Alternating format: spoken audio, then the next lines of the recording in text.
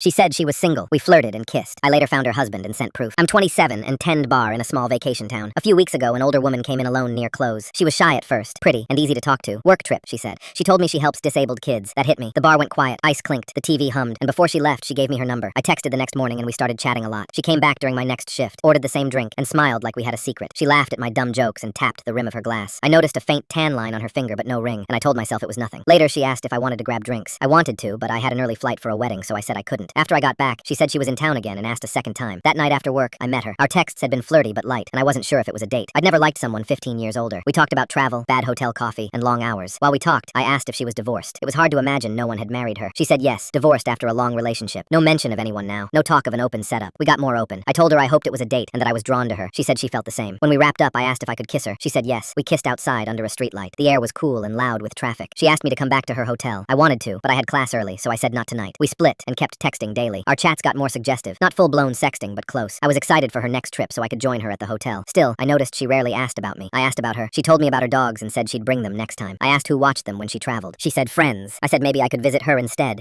since her town isn't far. She wouldn't have to drive, and her dogs could stay home. I asked what her town was like. She told me about a diner she loved, and a trail by the river where she walked the dogs. Her exact reply to the visit was, "We could certainly work on that." That line stuck in my head. It felt careful, like a closed door with a smile. I checked our thread again and reread her hotel invite. I went to bed and couldn't sleep. The gut feeling wouldn't let me. I stared at the ceiling fan, then at the time, 2:13 a.m. I didn't know her last name, only first name and workplace. I searched both. I found her staff page, then her last name, then her Facebook. I saw her photos with the dogs, then another profile with her last name, her husband. Their wedding pictures were posted a little over a year ago. There was a white dress, a lakeside deck, and a caption about forever. My room went still. I stared at the screen. She had been telling me where she wanted to kiss me during their first anniversary. I scrolled more. A ring close-up, a cake, people cheering in comments. I felt sick, then weirdly calm. I was grateful we hadn't slept together. I thought about the way she talked about kids and dogs and her long days. I wanted to believe all of it. I've been lied to before, but I missed this. One text gave her away. I won't be the other man. I don't need exclusivity, but I need honesty. If I were him, I'd want to know. So I started taking screenshots. I saved the first texts, the kiss invite, the hotel ask, her, work on that line, the parts about trips, the parts about the dogs. I made a folder. I blacked out numbers and cropped names. I thought about the cleanest way to do this without drama. I asked a few close friends how they'd want to hear it. Alone, they said. Somewhere quiet, with proof. One friend said to keep it simple and not guess at motives, so I waited for a window. She told me she had a doctor's appointment one afternoon. I decided that was the time. I wrote the husband a message that laid it out straight. No insults, no guesses about their marriage, just facts and screenshots. I said I met his wife at the bar. She gave me her number. We met for drinks. We kissed, and she asked me back to her hotel. I said I only learned his name when I searched because something felt off. I said I wasn't looking to break anything up. I told him I wasn't out to hurt him. I attached screenshots. I asked him not to name me to her. I asked him to check her phone if he needed to. I added the date and time of our meetup. My hands were shaking a little. For my safety and sanity, I blocked her number and profile first. I opened his chat, added the screenshots, read the message twice, and kept it short. I told him I'd leave the chat open for a day if he needed more proof, and then I'd step back. I took a breath, tapped send, watched delivered pop up, and locked my phone. Now her friends are saying I'm messy for telling her husband. Was I wrong?